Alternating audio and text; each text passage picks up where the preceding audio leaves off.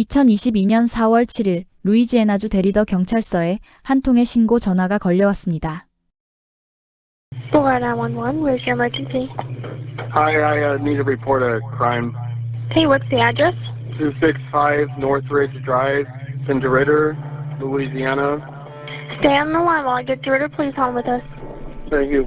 신고를 접수한 경찰은 곧 끔찍한 현장을 마주하게 되리라고는 상상조차 하지 못한 채 해당 주소로 출동했습니다.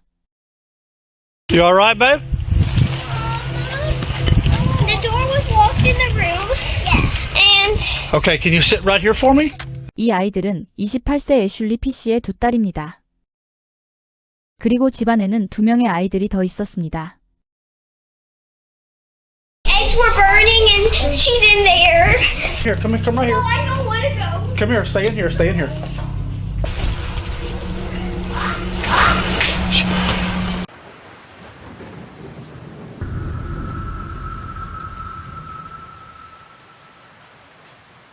네 명의 아이들의 어머니는 머리 오른쪽에 한 발의 총상을 입었고 사망한 지 시간이 꽤 지난 것으로 보입니다. 그러나 신고를 한 남성은 어디에도 보이지 않았습니다. 그 순간 아이들이 사라졌다는 사실을 깨달은 경찰이 현관문을 열었을 때 맏딸은 동생들의 손을 꼭 잡은 채 집을 벗어나고 있었습니다. 어린 동생들에게 죽은 엄마의 모습을 보여주고 싶지 않았기 때문입니다. 그때 맞은편에 살고 있는 이웃 남성이 경찰 눈에 들어왔습니다. Come help me. Do you know these children? Yes, they're our neighbors. Okay. Can you take them to a secure place for me? Is there anybody else here, baby? I don't think so. I don't know. 용기를 발휘한 맏딸은 동생들을 이웃집으로 데려갔습니다. 이웃은 충격에 빠진 내 아이를 보살폈고 훗날 이 아이들은 수사에 중요한 역할을 하게 됩니다. 경찰은 혹시 숨어 있을지도 모를 범인을 확인하기 위해 집안 곳곳을 샅샅이 수색했습니다. 시신의 상태는 격렬한 몸싸움의 흔적은 거의 보이지 않았고 일부 상처는 자해 가능성까지 의심하게 할 만큼 미묘한 양상이었습니다. 피해자의 신원을 확인한 결과 그녀는 28세의 애슐리 P씨로 밝혀졌습니다. Turn the stove off. Yes.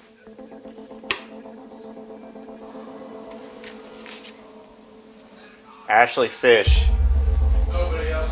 You said kids were in the house, or another kid. They're across the street. Ashley Fish. I'm assuming young based off of what I'm seeing here. I went to school with her. Did you?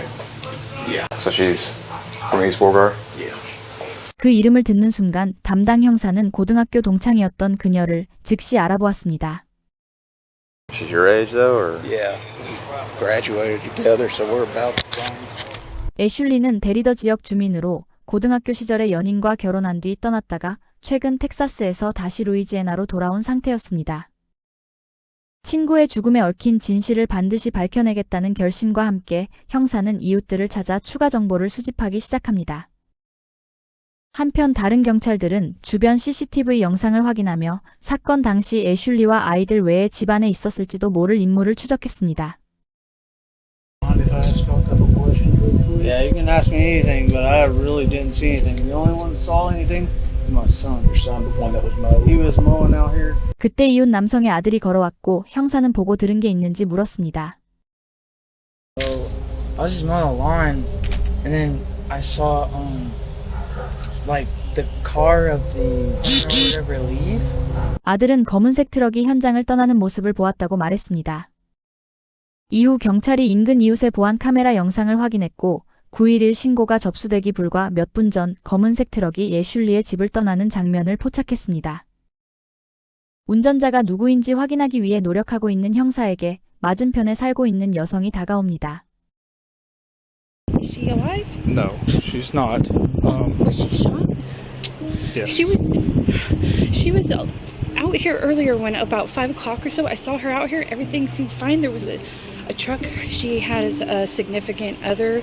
She's going through a divorce, and they're legally separated. The black truck was here. Yes, ma'am. Do you think he shot her? Well, I can't tell you a whole Okay, lot. I got So Assuming that it was Tyler was the person that was here. I don't know if that was his truck. He usually drives a black truck. 그녀는 경찰에게 주요 용의자로 애슐리의 새 남자친구인 34세 타일러 두라오프스키를 지목했습니다. 형사들은 즉시 그의 과거를 파헤치기 시작했고 가능한 모든 정보를 수집하며 그를 최대한 빨리 찾아내기 위해 움직였습니다. 그러나 본격적인 추적이 시작되기도 전 또 다른 911 전화가 걸려옵니다. 그리고 그 전화의 발신자는 바로 타일러였습니다. Hi, I need to turn myself in to the police. Okay. I don't know how to do this. Are you wanted? Do you have an active warrant? No, I just committed a crime. Okay, what crime did you commit? I shot somebody. Okay, where are you located? I'm at Burke's Outlet in DeRidder. I'm in the parking lot, and I just am going to wait here to get picked up. Okay, who did you shoot? A woman, Okay, what is her name? Ashley Fish. 경찰은 타일러가 알려준 주소로 곧바로 출동했고 텅 빈 주차장에서 기다리고 있던 그를 발견합니다. 아이들 앞에서 어머니를 살해했을 가능성까지 염두에 둔 경찰은 상황이 언제든 급변할 수 있다고 판단해 극도의 긴장 속에서 접근했습니다. 그러나 그는 예상과 달리 경찰의 지시에 차분히 응했고 별다른 저항 없이 순순히 체포되었습니다. 그의 차량을 수색한 결과 무기는 발견되지 않았습니다. 하지만 대신 다수의 처방약과 테스토스테론 바이알 그리고 주사기가 발견됩니다. 놀랍게도 타일러는 방금 한 사람의 목숨을 앗아간 인물이라고는 믿기 어려울 정도로 침착해 보였습니다. If you're still comfortable talking to me, can you tell me a little bit about what happened? This woman and I got in an altercation last night. Things were kind of falling out between the two of us, just relationally, and I was getting ready to move back to Oregon. So she pulled out, she had a gun in her drawer. She loaded it and was pointing it at me, and we started fighting, and it went off. 타일러는 애슐리가 먼저 총을 꺼내 들었고 자신은 정당방위로 대응했을 뿐이라고 주장했습니다. 이후 총기 일련 번호를 조회한 결과 해당 총은 타일러가 아닌 애슐리 본인 명의로 등록된 것으로 확인됩니다. 이 사실은 타일러의 진술이 전부 거짓은 아닐 가능성을 시사했습니다. 동시에 수사팀은 타일러를 직접적으로 총격과 연결할 수 있는 물적 증거가 예상보다 극히 제한적이라는 점을 인지하게 됩니다. 한편 조부모가 현장에 도착해 큰 충격에 빠진 내 아이들을 데리고 떠났습니다. 그리고 연락을 받은 애슐리의 전 남편 존은 시신이 발견된 지 약 1시간 후 경찰서에 도착했습니다. 그는 애슐리와 10년이 넘는 결혼 생활을 했고 어린 나이에 첫 아이를 가졌으며 4명의 딸을 함께 키워왔다고 진술했습니다. 그는 어린 딸들에게 엄마의 죽음을 어떻게 말해줘야 할지 모르겠다며 눈물을 보였습니다.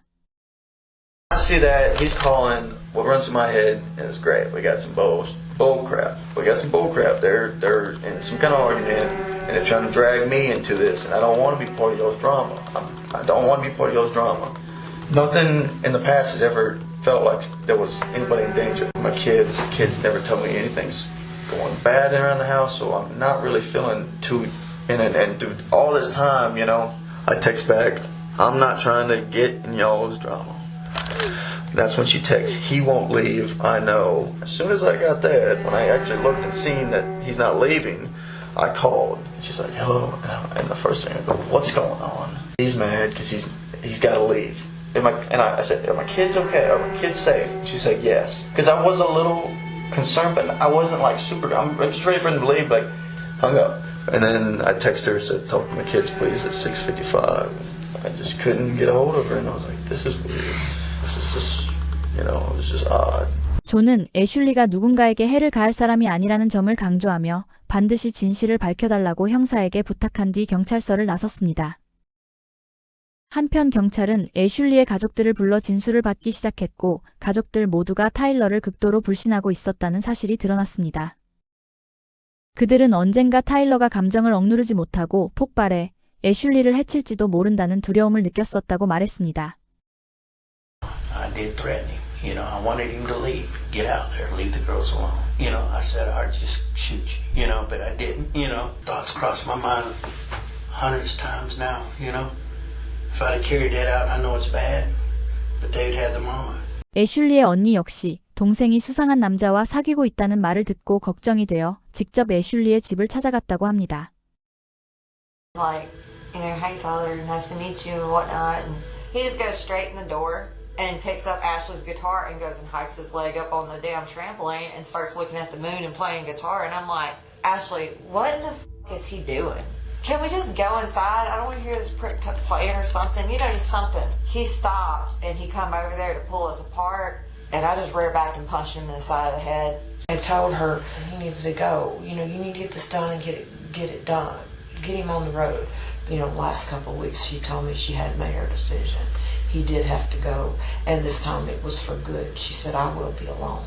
And I talked with my wife about it. I said, I don't understand why somebody that supposedly has got their living already set, you know, they ain't even got to work for a living to start seeing somebody that has 4 kids. He has no kids. I said, the only thing I can think of is maybe he's a damn I said, that sounds suspicious to me, you know.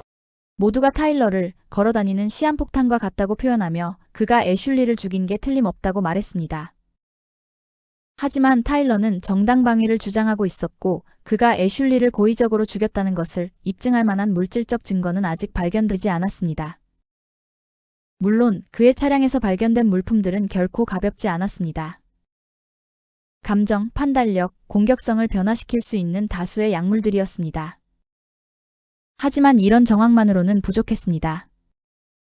가장 마지막으로 신문을 받기 시작한 타일러는 예상대로 모든 책임을 사망한 애슐리에게 돌렸습니다. I left about 6 p.m. a little around 6 p.m. I'm not even quite sure when it was when I called the actual police department or called 911. What I had left it as, there were 4 children in the house and a woman. 형사들은 그가 고의적으로 애슐리를 죽였으며 자수한 것 자체가 자신을 더 무고하게 보이게 하려는 수였을지도 모른다고 생각하고 있었습니다. The woman and I had an altercation with a loaded weapon and she has a bullet in her head. Never initiated like violent contact on her like that. I'm not the one that pulled the gun. Like, I don't have the gun. I don't want the gun. I don't want it in disputes with a gun. No intention to shoot actually? No. I've never had. I don't want to take a mother away from her 4 kids. Like, that's not my thing. I close the door. I lock the bedroom door to the bedroom so the kids don't go in there. I had emptied out the gun. It was empty, and I left it there, and I went out. I didn't know what the fuck to do. I'm sorry. I wasn't perfect. The kids were there. There's a 9-year-old there that's really responsible and was watching the kids. The neighbors were outside across the street, or I had seen neighbors outside at one point across the street. I felt like I just needed to go and be like, this just happened. So I drove to the parking lot down the street and just called 911. 타일러의 말에 따르면 총격은 그저 사소한 다툼이 격화된 결과일 뿐이었습니다. 하지만 더욱 눈에 띄는 점은 그가 끝까지 애슐리를 그 여자라고만 불렀다는 사실이었습니다. 이름은 물론 여자친구나 파트너라는 표현조차 한 번도 사용하지 않았습니다. 타일러는 애슐리에 대해 이야기하면서 어떠한 감정도 드러내지 않았습니다. 또한 자주 시선을 피했고 말은 앞뒤가 맞지 않았으며 끊임없이 손과 몸을 만지작거리고 있었습니다. She's got how many kids? 4 kids. 4. She's That's got 4 what kids. that's Yes. what I was told. Yes. Okay. Do you know their names and ages? Yes. Yeah. Emma's 2. Josie's 4. Lexi is 6. And Riley is 9. Okay. 그는 아이들을 떠올리며 울기 시작했지만 그것이 진짜 죄책감인지 계산된 연기인지 아니면 약물로 인한 정서적 불안정인지는 아직 판단할 수 없었습니다. 타일러가 언제든 변호사를 찾으며 신문을 중단할 수 있다는 걸 알기에 형사는 더 조심스럽게 접근해야 했습니다. 그리고 애슐리와의 관계에서 문제가 있었는지를 천천히 파고들기 시작했습니다. 5 years and I felt like a man of honor and I had a ring on and I was proud of it. I was proud to be married. I was proud to be a good husband and I fell into this weird relationship that I never wanted, to be in. I've never wanted to be a part of and I just went down this road that I just kind of felt like I could never escape from. It was like drowning in it, So I'm just like liable to divorce in Oregon, it went through in just a couple months and it was finalized and it was done. Her thing has been a year. Right. It takes a year for them to do the separation process and everything and kind of in that whirlwind of back and forth with everything and stuff and I've thought about leaving multiple times. I've wanted to leave multiple times just because it's kind of too much to just take being like, am I taking this man away from 4 kids, like his 4 kids, whatever. I just have felt I felt a lot of guilt in my life in this relationship. 타일러의 말에 따르면 그는 죄책감을 느껴 이미 관계를 정리할 계획이었다고 합니다. 하지만 형사들은 이 주장이 사실이 아니라는 것을 이미 알고 있었습니다. 애슐리의 전 남편은 타일러가 끝까지 애슐리의 집을 떠나려 하지 않았다는 내용의 메시지들을 수사팀에 제출했습니다. 또한 여러 증인들 역시 애슐리가 타일러와의 관계를 정리하기로 마음먹고 있었다고 증언했습니다. 형사는 그에게 그날 왜 집에서 떠나지 않았냐고 물었습니다. So our relationship was really falling out here, and I threatened to tell him the truth when I was getting ready to leave. I was going to call her husband and be like, I've been spending the night here. I don't know what legal ramifications it's going to have for you guys in your life and your world.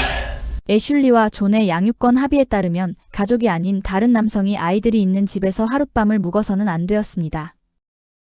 이 규정을 잘 알고 있던 타일러는 애슐리가 이별을 통보하자 앙심을 품고 자신이 가끔 그 집에 머물렀다는 사실을 전 남편 존에게 폭로해 애슐리가 아이들의 양육권을 잃게 만들려고 했던 것입니다. I've been in this relationship with you. This relationship has hurt me in a lot of ways. I've sacrificed a lot of things. And for me to go and have closure, I think that I'm just going to let John know the whole truth. I think he deserves to know the truth. And I'm sorry. It was kind of an ugly ending for both of us, this woman and I. 이 진술을 통해 타일러가 얼마나 빠르게 복수할 수 있는지 그리고 스스로를 정당화하며 애슐리에게 해를 가할 수 있는 인물인지가 드러납니다. 그러나 타일러의 주장에 따르면 그 다음에 벌어진 일은 단순한 말다툼이 아니었습니다. 그는 애슐리가 총을 꺼내 들어서 상황을 최악으로 만들었다고 주장합니다. She has a loaded gun, or she has a gun in her drawer next to the bed, and I was in the bedroom talking with her, and she loaded her gun and cocked it back and basically told me that she wasn't going to let me call until I'm in the bedroom talking with her, having a normal conversation, and she's loading a gun in front of my face, and she has a pistol. Literally packing some stuff, putting some stuff in the drawers. I wasn't doing shit. I didn't hit her. I wasn't fighting her or anything. I was just talking. And she loaded her gun and was pointing at me. I'm a man. I'm a lot stronger than her. I was aggressive, but it was she's shot that gun before. She knows what the fuck she's doing with it. I don't shoot guns. I didn't barely shot a gun in my life. And so the whole way it happened, I feel for me, I didn't mean to do anything. I didn't mean for her to do anything. It was basically felt like it was just fighting for my life, and I feel like it was this is how it ended. 타일러에 따르면 그 혼란스러운 몸싸움은 공격이 아니라 생존이었습니다. 형사들은 화장실에서 무슨 일이 있었는지에 대해 계속해서 구체적인 설명을 요구했습니다. Okay, how long from the time she came into the bathroom to where it escalated to the point she gets shot? Talking about seconds or minutes? 2 minutes probably. Talk to me just about struggling. Those 2 minutes. Talk just to me fighting, about trying to. It's a combination of talking, moving the gun around each other. Just I'm trying to grab her. I'm trying to hold on to her. It's just it was just felt like it was fight for survival. I don't know what was going on. I felt like she was going to kill me. 그는 애슐리가 총에 맞고 쓰러지기 전까지 단 한 번도 애슐리에게서 총을 빼앗아 자신의 손에 쥔 적은 없었다고 주장했습니다. 그녀가 바닥에 쓰러진 뒤에야 총이 자신의 손에 들어왔다는 것입니다. 당시 두 사람의 위치에 대해 그는 자신이 애슐리의 뒤에 있었으며 마치 목을 조르려는 것처럼 밀착된 자세였다고 설명했습니다. 애슐리는 그에게 총을 겨누려 했고 그 과정에서 총은 서로의 얼굴 가까이에 있었다고 말했습니다. 발포 이후에 무슨 일이 있었느냐는 질문에는 무슨 일이 벌어진 것인지 도저히 믿을 수가 없어 그 자리에 멍하니 서 있었다고 답했습니다. 가장 먼저 떠오른 것은 아이들이었고 누군가에게 전화를 걸어 사람을 불러야 한다는 생각이 들었다고 했습니다. 자신이 저지른 일에 대해 책임져야 한다는 생각도 들었다고 덧붙였습니다. 이야기를 이어갈수록 타일러는 점점 흥분하기 시작했고 형사들은 그를 더 몰아붙였다가는 완전히 입을 닫아버릴 수 있다고 판단해 잠시 휴식 시간을 가지기로 했습니다. 하지만 형사들이 취조실 밖으로 나서는 순간 상황은 완전히 달라집니다.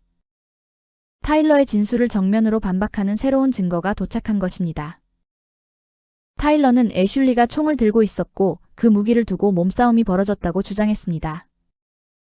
그러나 애슐리의 시신이 발견됐을 당시 그녀의 휴대전화는 주로 사용하는 오른손에 그대로 쥐어져 있었습니다.